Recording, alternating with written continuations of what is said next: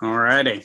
Well, thank you everyone for getting on the call. We have some awesome speakers here. I know you guys saw on the event page, have Miss Dia Myers and Rob Myers. I had the pleasure of meeting them last year on the Success Club cruise. And as I was thinking about the call, I was like, I don't exactly know their whole story. I know a little snippets and pieces of it, but following on Facebook. But this is a great opportunity to check out their call. As you saw, that Dia is a lawyer, no longer practicing because she's a full-time Beachbody coach. And Rob, I actually got to see him quit his full-time job as a state trooper. So I was aware of that. And if I'm not mistaken, Dee, are you a 6-star or 5-star? I'm a 5-star. Okay. Well, I was speaking life to you. I was going to say, I appreciate you speaking that. I received that. And Rob was 1-star diamond. And when I was like, so it said on the cruise, you at these trips and events, you meet people that you might not have ever been able to meet and can find a kinship. I know anytime I see them now, it's just like we're brothers and sisters hanging out, and it's just a family. So without any further ado, I'm going to give them the floor and let them have at it, go through their story from how they started with Beachbody and them working together. As they can see, we have quite a few husband wives on our team. So we're looking forward to hearing from you guys. Yes, and you can hear the kids who just wanted to come up and say hello. They want to be nosy. Good night, guys. 9:00 is their bedtime, so. Good night. Watch that episode. Good night. It's Murphy's Law, right? So as you can see, we're parents. Let's see, where does you want to start? You start. I'm usually the one telling the story. I want him to tell the story. No. We're going to show you how Beachbody works. No. Go ahead and tell the story. No, okay. Fine. All right. See, I tried to give him the floor and he didn't want to take it. So yeah, we're comedians on the side too. So let's see, it started in 2010 and I started out as the first coach because Rob had ordered P90X over my complete objection because I did not think that these programs worked. I was like, do not order them. They don't work. Like, we have all this other equipment at home. We've got like everything you could think of we had. And I was like, don't bother. Like, they don't work. So over my objection, he ordered P90X and it came and it sat for a little while, like most people's programs kind of do, if you don't have a coach. And he started, right? He started, and then he got hurt. And I'm like, the practical person I am, or was, said, this thing is here. I'm going to use it. So, and meanwhile, let me back up. We'd already had Bria, she'll be 10 or 11. We'd already had her. I was diagnosed with an autoimmune condition. I was heavy. I had been on a quest to lose weight already, but things weren't really working. I would lose weight here, put it on, gain it back, and, all that stuff. So when he ordered P90X, I'm like, you know what? I'm going to try it. And I saw results. Not the kind of results that you see on the infomercials, right? Because I keep it real. I didn't eat like I was supposed to eat. I was not drinking Shakeology because, like, other people, I was like, oh, I don't do shakes. Like, the thing would scroll across the screen, and tell me why I should have it. And all the ingredients would pop, this is old school. The ingredients would show on the old trailer. And I was like, well, whatever. Maybe this shake is worth it. And it would say log in to Team Beachbody. So this should give you a clue. I knew nothing about coaches. I knew nothing about Team Beachbody or Beachbody. I just knew P90X. So I just decided to log in one day and saw that I could save money, which I liked, and I signed up to be a coach. So I am someone's customer lead who started to get results with the program and was kind of like, wait a minute, there's something to these at-home programs. Fast forward to what became my soulmate workout, Insanity. And I saw an infomercial for that. And I'm like, honey, I think this is the same company, right? Because I still knew nothing. I was busy. I was a professional. I was working, but I was trying to get in shape. So I didn't have time for all the other stuff, but I just knew I needed to work out. So that's what we ordered it. And I did it. My first round of Insanity, I lost 18 pounds and 22 inches. I canceled every gym membership. I fired my trainers. And I was like, that's it. Like, this is it. And yeah, I hit that button. I ordered Shakeology. And that was sort of the beginning of my journey. It was completely fitness. It was not about the business for me at all. But then people started to see my results. And I just was sharing it like organically. And it just grew, right? Like John was saying, it just grew. I started, being able to go on the trips because I was like sharing like crazy. Like, this stuff worked. I was over 200 pounds and look at what look at what's happened to my body, And Rob was my first coach. Yeah. And he helped me get to Emerald, right? I mean, how many spouses are on the call where it's like, look, you got to sign up because I got to get to Emerald, right? So that's how it worked. And, fast forward, my 5-year anniversary was a couple of weeks ago. No, last week, I think. No, it was last week. And it's just been an amazing ride, just really being consistent with my own personal fitness. And, I think John may have mentioned, I was blessed with the opportunity to be in Insanity Max 30, which was something I never, ever anticipated, because like I was that girl who was over 200 pounds. And when I did Insanity, I barely did it. Like, I was on the couch. Like, is he crazy?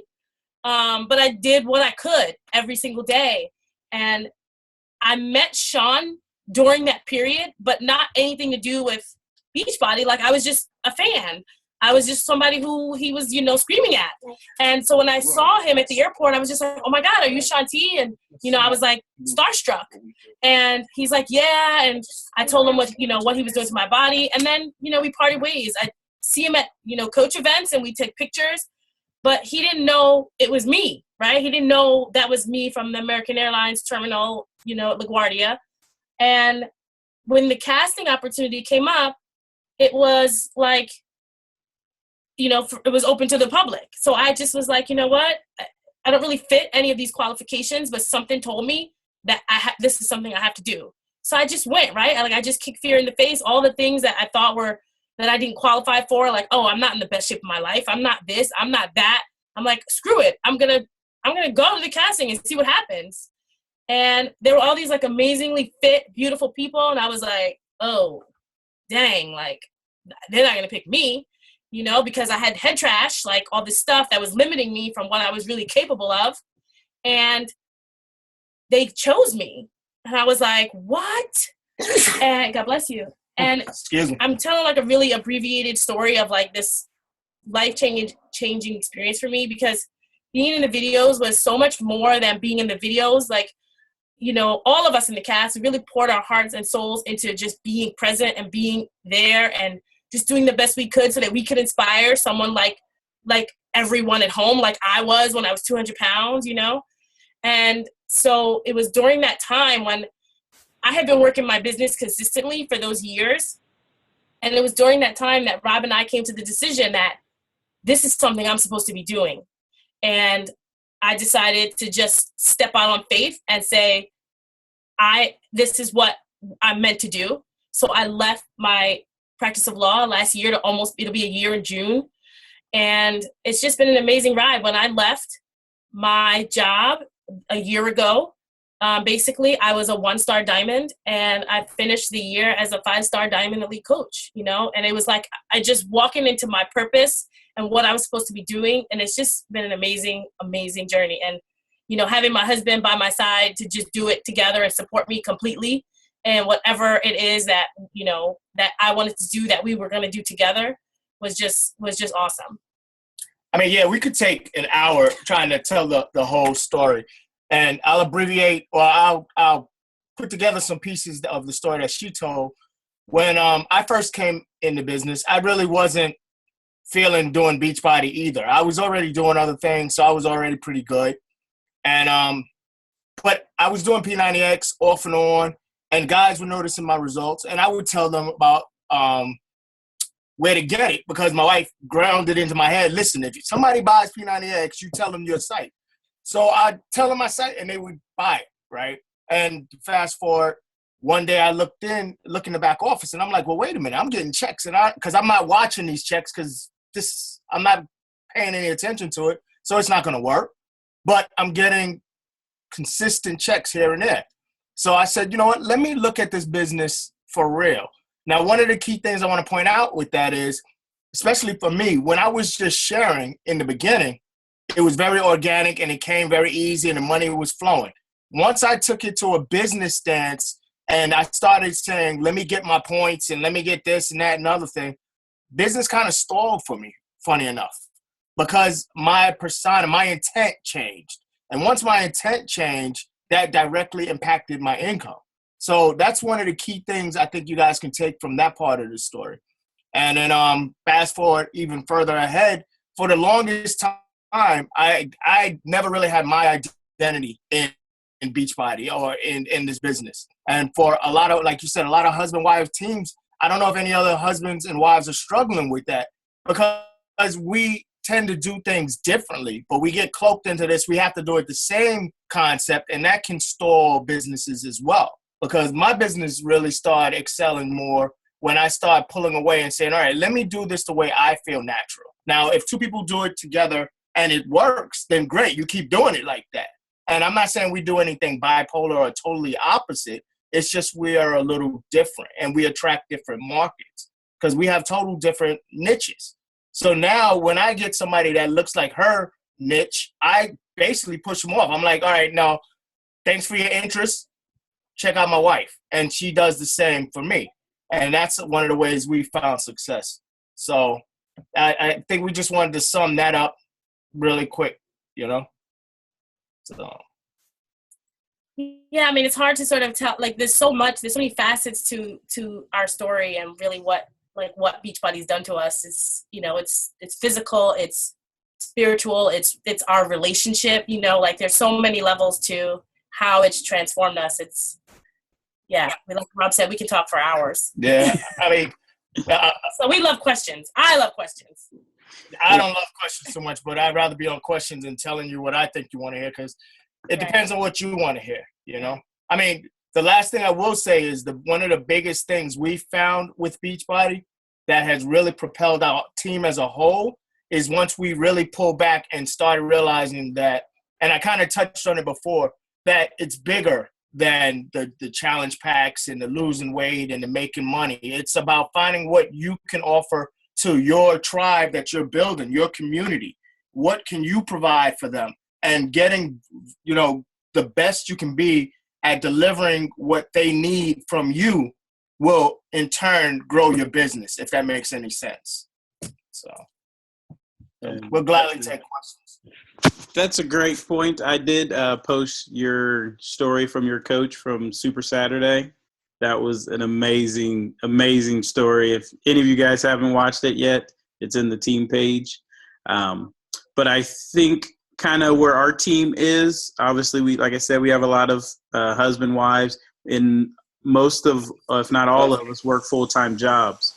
So I think that is a great, if you guys can dive into that a little bit from where you were, and we have children. So having the children full-time, Beachbody, how that worked, and then when you got to that point of leaving your full-time jobs.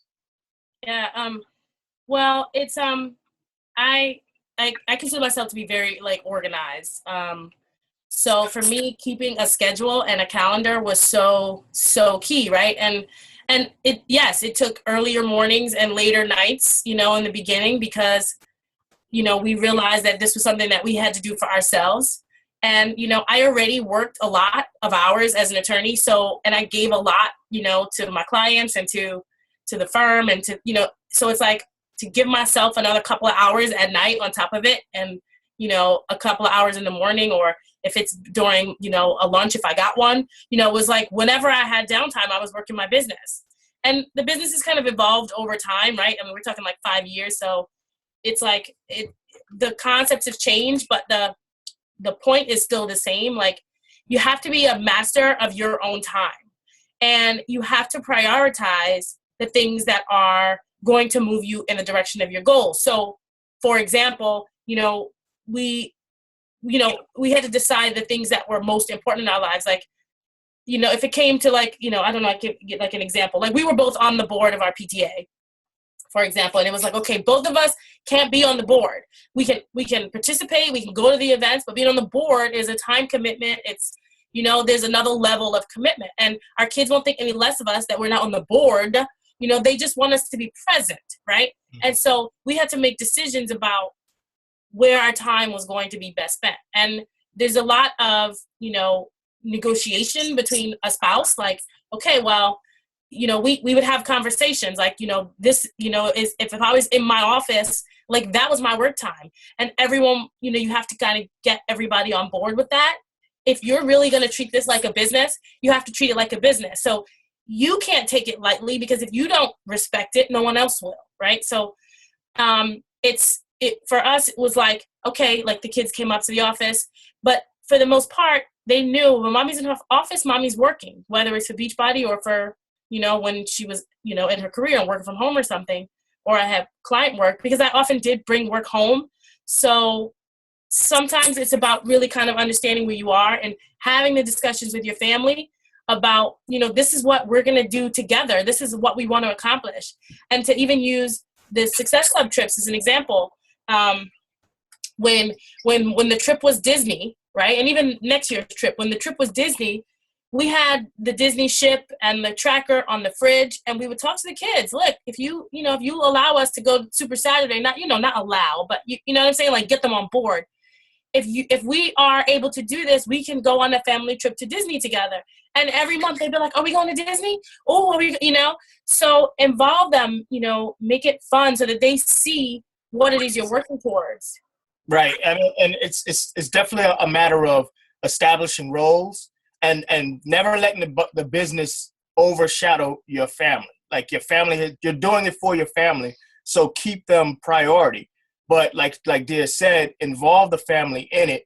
And then amongst spouses, especially two spouses that are doing the business, say, okay, who's going to be on the family role right now and who's going to be on the business role? And the business person goes and handles the business, while the family person really handles the family side, but at the same time brings, like, for when Dia's on business, then I'm doing things with the kids, but I'm making sure mommy is brought into the story. Oh yeah, mommy would love to be here. All right, well, should we do one piece for mommy or whatever? Because you don't want to let that person be pulled out of the family either. And then you got to flip-flop, because she'll have to do that, and I'll have to be in the office doing work or whatever, And then anything that can involve the children, we involve them in. So, I mean, I think that's really the biggest deal, really prioritizing and not letting the business become a burden, but also not trying to do both all the time, because you can't really be two-faced with it. You have to be doing your business or doing your family, not trying to do both. Now, you can do the business and bring the family in on it, but you're working at that point. Does that make sense? Yeah, like, I mean, I don't know how, like, our kids are now older, and they were at an age where, like I say, we always have discussions with them. So if it was, like, when it's family movie night, we're like, it's family movie night, like, devices off, that kind of thing. When you're giving attention to the other priorities in your life, you want to give that full attention, so that when you can go, so that they understand that when you say you're going to do something, like, you're present. But, like, again, we would talk to each other and say, look, when, mommy comes home, she's going to be, working from 6 to 9 or 9 to 11 or whatever the hours were. And, like, be honest with that. So, like I said, we had dates, like, we had dates with the kids, so that everybody knew what they can count on, so that it's not like I'm always doing business and then he resents Beachbody or the kids resent Beachbody. You know what I mean? And then you do have a job. So you don't want, it's not fair to your job for you to be, focused on Beachbody when you're paid to do your job, So it's not easy by any means. It takes sacrifice, but the question you have to ask yourself is this what I want to do? And is this sacrifice worth it? And the answer to us was a resounding yes. And there's a big philosophy behind that, not taking away from your job to do this business. Like the position that I had with the state police, I could have probably done both for a little longer, but you really can't steal from one job to build a successful business, because it just, the karma, the universe, whichever way you want to play it, it's just not going to prosper you in that. So you do your business during your lunch breaks or on the side, but don't really steal from your job. Do your job the best you possibly can, because that job is providing the means for you to feed your family and actually do this business. So serve it well, and you will be rewarded in your business. Yeah, and the decision for me to do it full time was really, it was with preparation and planning, and faith, and Rob, was actually retired, actually spent his 20 years, and he finished his 20 years on the state police. So, yeah. Does that answer your question? I hope that we didn't go too far afloat from the issue. No, I loved it. Okay. Open the floor for anybody else. You can unmute yourself. You have questions. Perfect opportunity. Yeah, we're honest. We're real people. Yeah. Nothing? No questions? Wow. Don't be shy. Ask about anything. Yeah. Well, I'll have another one then, since we might have one. Okay. Go ahead. I was just gonna say, I found it really enlightening that I spoke with Tara Carr at Super Saturday on Saturday about this exact thing, and she told me over and over again, do not let your husband's full-time job, because he works outside the home and I work full-time in the home. She said, don't let it suffer. If there are things that need to be done that you can do for him, for his business while you're at home, then you need. Oh. Uh-oh. Uh-oh. Oh. He's frozen. So I found it enlightening that you said the same thing.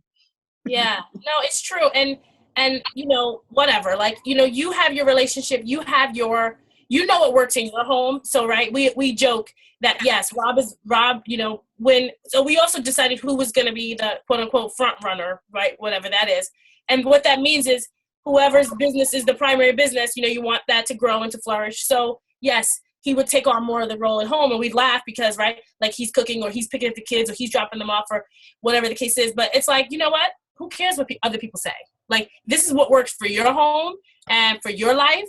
And if that's what's going to help you move forward, then exactly, you do what you have to do in your home to make it work. You know what I'm saying? Mm-hmm. Yeah, it's all about getting a plan, making a plan, and sticking with your plan. So I think Dustin had a question. No. Well, I do have one other one then. With being you guys 5 years in the business, how were your friends and family when you first started? He's laughing. No, I think it depends, right? And it's still, it still evolves. It depends on who it is. Mm-hmm. The people who want, like supported just would support. Like, there are always going to be people in your life, whether they're family or friends, who will support you no matter what.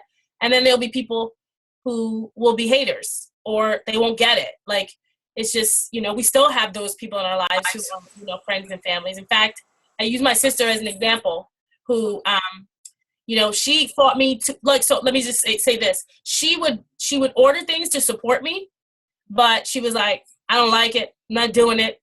I like the gym or whatever, And we laugh about it today because she is like one of my rock star coaches. It took her 4 years, but she loves Shakeology and she is like amazing. But it's about people coming around in their own time or not at all, but just you being okay with that no matter what. Like, we can't allow outsiders, friends or family or not, to dictate our success. And we sometimes want things more than they do. But we can't. You understand what I'm saying? Like, we can't want something more than someone else does. And if they don't want it, then, you just kind of have to bless and release them. Hopefully they come around, you never give up on them. But if they don't, they don't, I mean, yeah, my baby brother just signed up as a coach literally last week. Yeah. And me and my brother, we're like this. And he wouldn't see it. Now, what he's going to do with it, I don't know yet. But if that answers the question, he was not here, and he'd buy stuff. He's purchased some things, but he wasn't doing it. But now he's looking at it. I like to say that family and friends are where you get to practice and mess up, because that's why you deal with them first. And then eventually you get comfortable going for the cold market, which I think is really the best market. I mean, most of us are afraid to go there in the beginning. But then when you realize that you have no emotional connection to the cold market, then it's, all right, so they said no, let me go on to the next. But when your mother or your aunt or your cousin or your brother or your sister says no to you, it stings. And that sting freaking hurts. And it makes you not want to necessarily do the business in the beginning. So once you learn not to feel stung by somebody saying no, and you actually start looking forward to no, hurry up and tell me no so I can move on to the next one. Then the business gets fun, and then your business starts to grow faster. Yeah. Now, Thea, was that your sister that was on the T25? Yeah. She's on the T25 infomercial now. Like, she's a believer, and it's really, I'm so proud of her. It's amazing to see, that her transformation, because all of us, we had to come around in our own right at some point, like, I admit, I call myself the original skeptic, like I was. So, I don't judge anyone for it not being their time. I just know it's a timing thing, and I don't take it personally, I just move on. Quite honestly, I don't think she would have signed up if she ain't keep bugging me about it, because she kept asking me, do you think I should do this? Yeah, and I'm like, what? Do what? Because I'm not interested. And she's like, well, Beachbody has this business opportunity. She's like, but I don't want to do the business. I want to do the discount. So I'm like, well, how much does it cost? I'm waiting for anywhere from $199 to $495. That's usually the going price. And she's like, $39.95. So I'm like, well, how much is it a month? And she's like, at that time, $14.95. I was pretty much putting the computer down and say, don't ask me this again, sign up. And that's when she signed up. Yeah, it's true. But yeah, I mean, friends and family, it just depends. And well, let me say this. My mother was my second coach. So, and she's been drinking Shakeology every day for the past, 5 years too. So, but even she just really signed her first coach. She really just signed her first coach, like I'd helped her, some, but now she's doing it on her own, you know what I'm saying? And that is like, wow. Your family, sometimes I think your family and friends don't get on board until you've actually grown in the business and you actually become professional and ready to serve them properly, if that makes any sense. Because in the beginning, we're all new and we all think, oh, this is so easy, we got it. But we don't. When we look in the mirror, we don't. And then you grow in the business because you stay consistent and you keep growing, keep doing your personal development, keep being a product of the product, and just keep inviting and inviting and inviting. And then eventually you know what you're doing. And when people can see your attitude and your posture saying, now I know what I'm doing, then they're willing to say, okay, now tell me what you're doing, what you're talking about. Yeah. And, it's right. It's like, for all of their life with you, you've been one thing. All of a sudden now you know what you know about fitness, so right. It's, you just kind of have to meet people where they are and be like, okay, next. I would like to know how Summit has impacted your business. Oh, wow. It's funny because Summit, there was one particular summit, and, every summit has a different meaning for me, and that depends on where you are in your business. But there was one particular summit for me in 2013 with John Maxwell when he spoke. He's the leadership guru.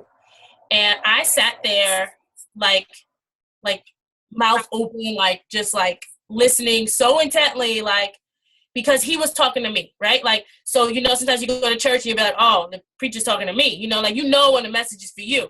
So I sat there like, oh my God, he is totally talking to me, because with the business, like, I was successful. When I say I mean that intentionally. Like I was making success club. I was doing this and whatever, like all great. But, we're leaders and you want to become a leader. You want people to join you as a coach, right? You want to be a leader. You want to grow a team. You want to build a business. And at that summit, I had my own, smackdown. I was like, you suck as a leader because you're successful, but where are the other coaches? Are you teaching them to be successful? No, because if you were, there'd be more of you. You know what I mean? Like there'd be this and there'd be that. And so I had like a come to Jesus moment with myself. Like, you need to get in your personal development about being a leader. You want to attract people, then you need to become the person that you want to attract. And I just, like, that changed my entire business. Yeah, Summit's not going to be the magic charm. You can't just go to Summit and then everything is going to happen. You have to go to Summit open to receive the message that's meant for you. And your first Summit will make you see the bigger picture, but there's a Summit for everybody that it really hits you in the heart and, that knocks you right in that gut and says, this is how you need to do the business better. So, yes, Summit is mandatory. Yeah. Everybody needs to be at Summit. Yeah, it could be a financial sacrifice. Yeah, it could be a time suck. Yeah, it can have to replace a family vacation, but it can change your life. Summit is not a rah-rah place. Summit is a game changer. Summit moves the business from your head to your heart. Yeah. Yeah. And it's all about, like you said, where you are in your business. It's like, like you said, it's not, there's going to be something there for you. There's going to be so much information, but it's like about you really being open to receive what is meant for you. And for me, that was it. My first summit was like, oh my God, the trainers, like, and that's cool, but it wasn't for my business. Right. And I'm going to tell you why, because I was not treating my business like a business. I was still a hobby coach in my actions, so that's what I got from it. Like, oh, look, I can take a picture with the trainers. Like, I love the trainers, but what is going to grow my business, And so it's about getting the meat, like, sucking the marrow out of Summit, That's what it's about. And it's an amazing time. Like John said, you meet people, you connect with people, you get the training, you have a ball, you work out, with the trainers, you get to experience like everything and all of its glory. And if you've never been to a Beachbody event, it will not disappoint at all. I mean, like at all, but it is so important for your business. This is your, if there's going to be, it's like, you must go to Summit. Like, that's it. Like, I can't even tell you. It's kind of like Shakeology. I can't tell you what it's going to do for you. You just have to drink it. You have to experience it. Because you're not going to believe me when I tell you anyway. So, just go. Just go. Well, definitely thank you both from the bottom of my heart for the team as well. And I don't know if I told you guys, but there was a higher being in us meeting. When I saw your sister on the T25 and I saw you post about her, I went and looked on her wall, and she's actually friends with my cousin. No way. So I was tripped. I was like, wait a second. So, yeah, I don't know if do you know Thelma Adams? I don't know. I don't know. But yeah, she was. But I don't know. But yeah, so it's like it was fate that we were going to meet anyway. Yes. Well, if you get to know us, we know there are no coincidences, And in fact, it was on that trip where we were like in the middle of shooting Max 30. And so, right, you were right with us, probably like, how does she know some of these moves? But it was all secret sauce at that point. So yeah, there's no coincidences. So, but thank you for having us. Really, it's like really humbling because, you know, we're just coaches like everyone else. And so when people ask us to, you know, to speak on calls, it's like, it feels really, kind of weird. It's really humbling, and it does feel strange. We're not any different than you guys. We just have really banged our heads together a lot, and we've learned along the way. And now we try to show others the same things that we know. You know, there's no secret. We were talking about this today. It doesn't matter what team you're on or anything. I want to see every coach succeed. There's so many people out there. So it's whatever I learn, I'll tell you, you know. And what works for me might not work for you, but you got to give it a shot. Right. You just take nuggets from people, and you know, you make it your own. If something spoke to you tonight, when I hope something did, run with it. Well, sweet. And thank you guys for the blanket. Yeah, our house is full of pink now. Embrace the pink. Yes. For a man living with 3 girls. I have a quick question. What do you guys do with people who, you know, you get a challenge pack and they get started on program and then you just lose them? Like they quit, or, you know what I mean? And like, I feel like I'm not doing my job as a coach if I'm not like connecting with them and checking up on them. But then I also have a hard time walking that line of like, okay, annoying them, leave them alone. But, you know, you want them to come back, but I mean, I can't do the work for them. They have to do it on their own. So like, where's that line at, I guess? You know what? Well, I think one of the key things we learned early on, or not early on, a ways into it, is when we sell people challenge packs, one of the first things we ask them is, okay, you get to the point that I see you falling off. What do you want me to do? Do you want me to leave you alone? Do you want me to keep pushing? What do you want me to do? And we make them commit to something right then and there. So now if they say, no, I want you to call me. I want you to stay on me. Now I don't have to feel like I'm bugging you because you asked me to call you. So I'm going to do that. But if you say, leave me alone, which nobody does, but if you do, then I'm going to leave you alone. Right. Because that's what you wanted. Right. Yeah, I mean, right. I mean, that's sort of at the front end, but then, you know, and then on the back end, when, you know, because it happens, there are people, life gets in the way or whatever. So I do like periodic check-ins. We run, it depends, but for the most part, we run small, like short-term groups. Mm-hmm. And so when we're in the group, you know, we have that smaller, like one-on-one connection. And if I don't see someone for a week, I'm like, hey, is everything okay? I haven't seen you posting. And, you know, they'll be like, oh yeah, I'm okay. Or somebody got sick. It's like, okay, no problem, you know. But then like at the second time, you know, like I said, I always keep it real. I'm like, look, you know, last week, you know, you said whatever, you know, what's going on, you know, and then I'll just flat out be like, is the timing not right for you? Because, you know, when you got me, you know, you asked for someone who was going to help you. It is my job to help you succeed. Now, if you're telling me that this is not the right time for you, then it's not the right time, and that's okay. But, you know, we need to be honest with each other. Like, are you committing to this? Or, you know, should I follow, you know, do you want to recommit or restart, you know, next month or something like that? So I always put them in the position of power, mm-hmm. and by asking them the questions, meaning, like, I won't say in the position of power. That's actually not the right word. I give them the choice, and it's always a choice.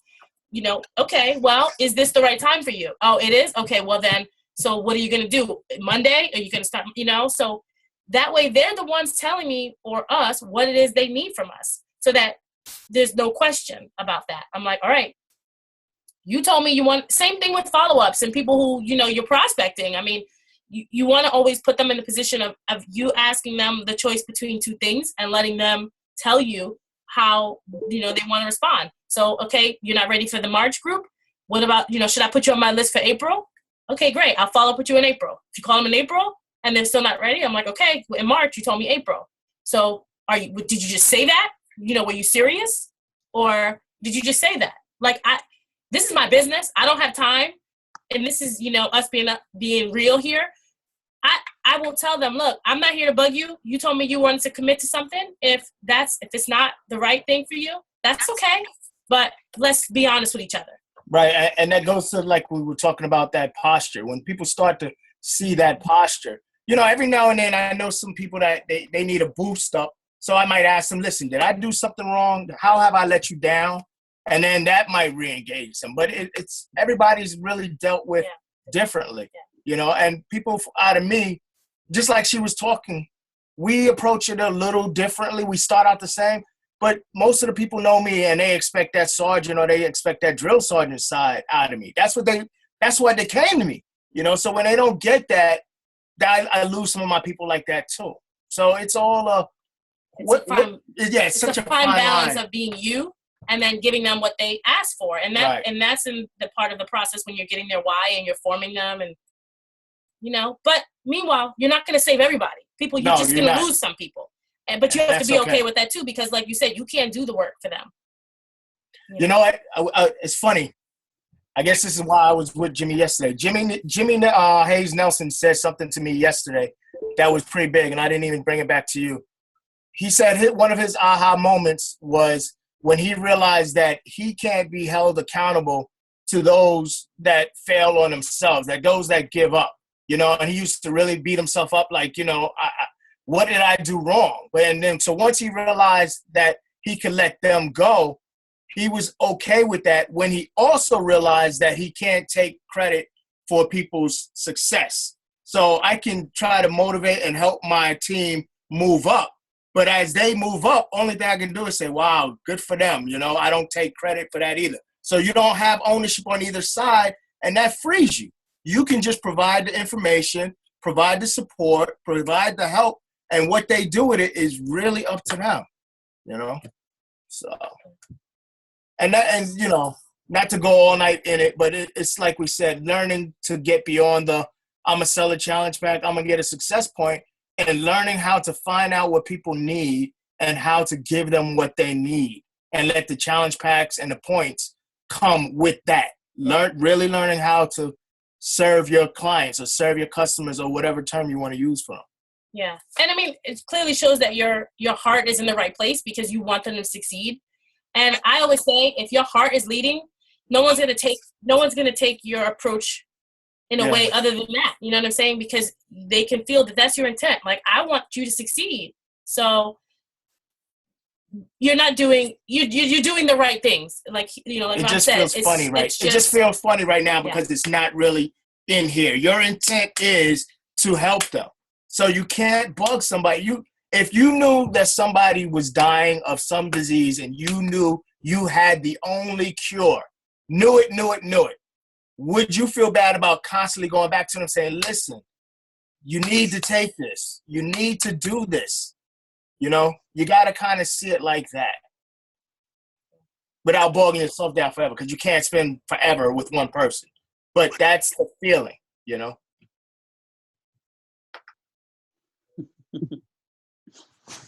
I'm letting y'all go. That's our best way. Don't get us on the platform. Now ask us a question. We can help you. No, but questions are good because it helps us, know what you want, not just us on the soapbox. Blah, blah, blah. Because I'm really not that interesting. Blah. Neither am I. Any other questions? Yeah. You guys, how do you approach somebody, or do you always just wait for somebody to come and ask you questions? Well, you mean like about the business or challenge packs or all of the above? Yeah, like if you're somebody who, that needs the help, but they don't ask, or if they're financially not able to, but they need it, how do you go about that? Well, I know. So we have this different approach, right? So, I don't know. Well, Rob was just recently at the men's leadership conference in Dallas, and so, one of the things is that men and women kind of do things differently, right? So I'm going to talk to you from the female perspective, and he can give you the male perspective. So some of the things that I do, it's okay for women to be touchy-feely, right? That's just, I think that's kind of a societal norm. So I think that in a lot of ways, we're okay being like, oh, I saw you wanted to lose weight. You know, you were talking about losing weight or whatever, you know, like I try to find a segue, a commonality, and then I talk to them about what it is we have. But it all starts from the relationship standpoint, at least, you know, from my perspective. If you really know that someone needs this, and like, just like we were saying to Chris, if it's coming from a place of your heart, you know, like, you know, and I try to kind of let people like disarm them, you know what I'm saying? Like, so it doesn't come from a place where they might feel offended. I say, look, I don't know if this is something that can help you, right? Because then it's the choice is theirs. Like, I don't know if this is something that can help you, but I have found that, you know, drinking these shakes really helped me with my energy or really helped me with my digestion. So I kind of listen for triggers, even though they're not really asking you. People usually drop clues. Right. You know, there's triggers. Like, I like to, like, I'm gonna date myself, but like Bionic Woman, you know, she'd have this like do do do do like this ear. And so when I hear things, if I'm like at the mall or wherever, I'm like, do do do, what? Did they just say they want to lose weight? You know, so then I start like getting a little closer, you know, and then I'm like, oh my God, like those shoes, they're fantastic or whatever, you know, and then, but I'm trying to build some kind of rapport and relationship. But when I hear something that is that trigger, and I don't do that right there at Starbucks. You know, I connect with them on Facebook or something, and then I listen for more. And then once I have their need, I give them my message. You know, so I don't know if that answered, but Rob will talk from the male perspective. Yeah, I mean, and the guys is very similar. It's just a little different. It's just not really as drawn out, and it's not as emotionally attached. You know, it's guys want to fix things, and guys want to be fixed when they're looking for help. But when they don't give you permission to talk to them, like somebody who they need to lose weight or need to improve their finances, if they're not really looking for a solution, then it's very difficult to break that armor. So you have to get into that relationship with them again, especially if it's a guy. Like, do you have a male in mind, or is it just a general question? So, well, we got a neighbor who he's trying to get back in shape, but his wife has type 2 diabetes and is in and out of the hospital quite often. I mean, we've been here now for 7 months. She's been in the hospital 3 times. One time was for almost 10 days. And it's like I brought it up to him, and immediately he's like, oh, we don't have the money. We can't afford this. You know, she's busy with school. We don't have time to work out. But it drives me nuts because they got 2 daughters that are, you know, close to my kid's age. And it just drives me nuts that this could possibly change her life, but she, you know, just keep getting shot down. Yeah, I mean. Yeah, I mean, and so we're looking at her. We're looking at really helping her more than him, right? Yeah. Yeah. It's really working on that. One of the key things you said was the children. Having children together, you want to link that relationship, you know, like always foster the relationship that the kids have and really get closer to them as a couple or as neighbors, you know. And it's all right to say, you know, we really are concerned with your health. Is there anything that we can do to help you? Do you need a break? Do you want us to watch the kids sometime so you can get some rest? Or can we watch the kids and then you guys can maybe go for a walk and get your exercise on, because you need to do some type of exercise. So now it's not looking like or seeming like you just want to sell them something. You really want to be there to help. And if they say, yeah, it would be great if you watch the kids, then watch the kids and let them go for that walk. Because once they really understand that, you know what? No, they're not just trying to sell us a challenge pack.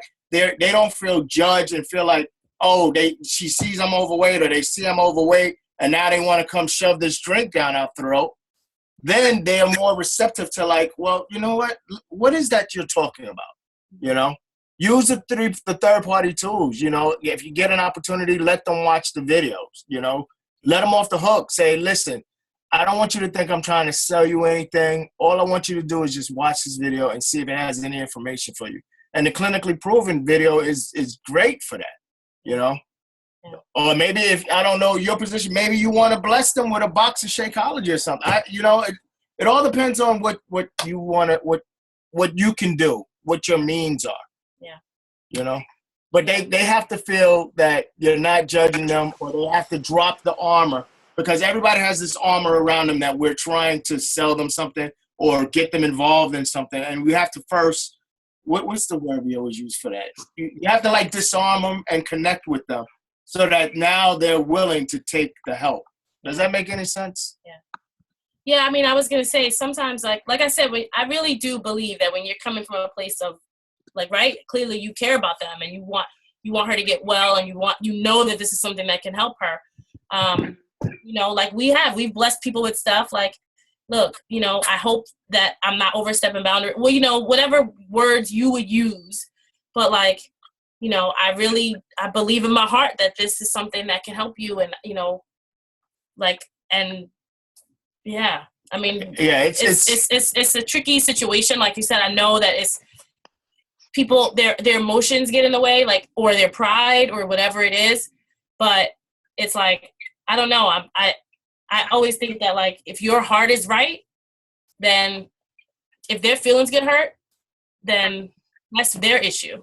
Like, I'd rather them have hurt feelings than die of, you know, from diabetes. You know, I mean, that's really how I feel about it.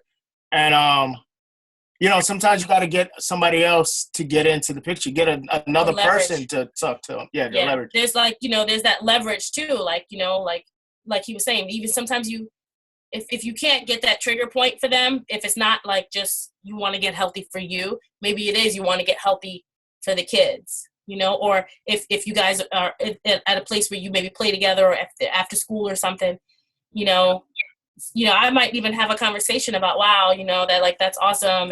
And, you know, like, can she play with them, or can she do all the things that, you know, that she would like to do? Like, and maybe, you know, that's the touchy-feely conversation your wife would, you know, have to have with her, right? Because it's touchy-feely, like, oh, wow, you know? Yeah. Yeah, I mean, it's so...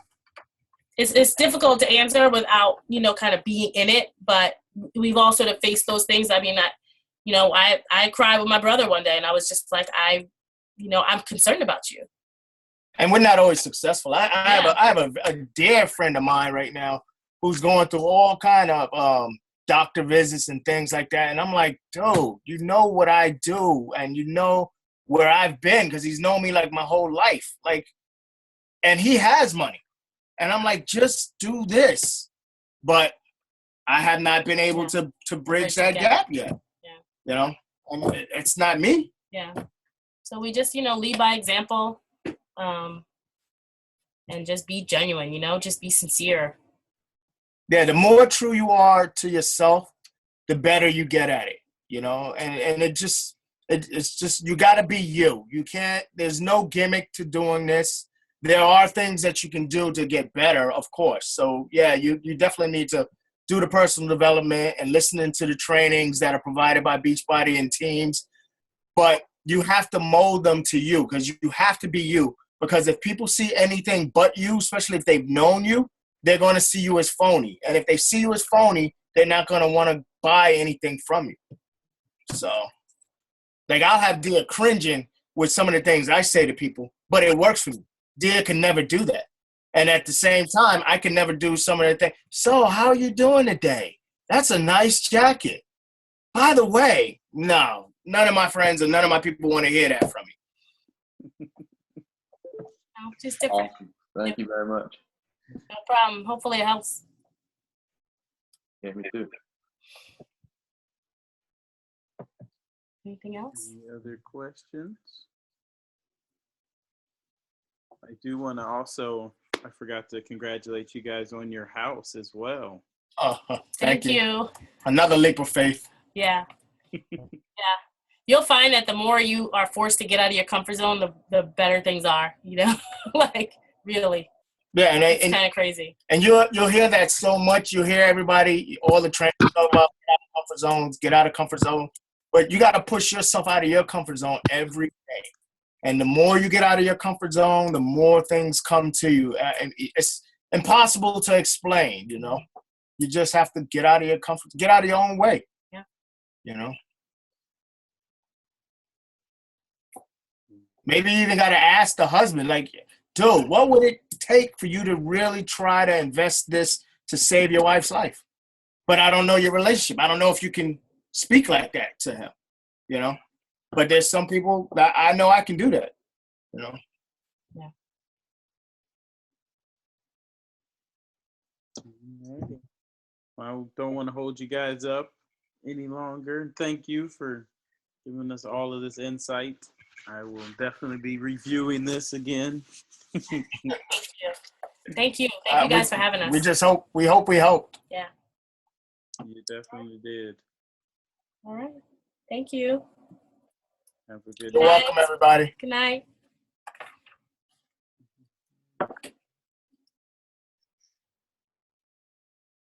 Alrighty. Hope everybody took some good notes or is going to listen to this recording.